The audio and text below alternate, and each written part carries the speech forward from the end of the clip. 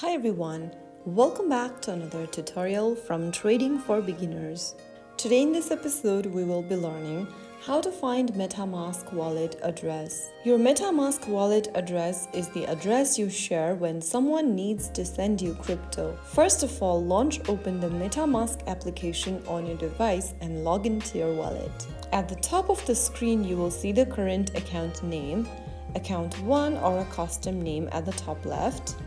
Make sure that you choose your account correct. Make sure that it is the network you want the address for.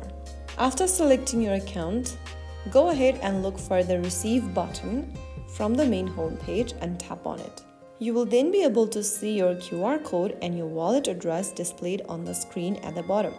You can tap on Copy Address and share your wallet address with anyone you want to receive cryptocurrencies from. Now you can send it to any friend or any contact via messaging application, or you can also let anyone scan this QR code so that they can send you cryptocurrencies. So that's how you can easily find your wallet address in MetaMask. If you found the video helpful, don't forget to like, share and subscribe to the channel.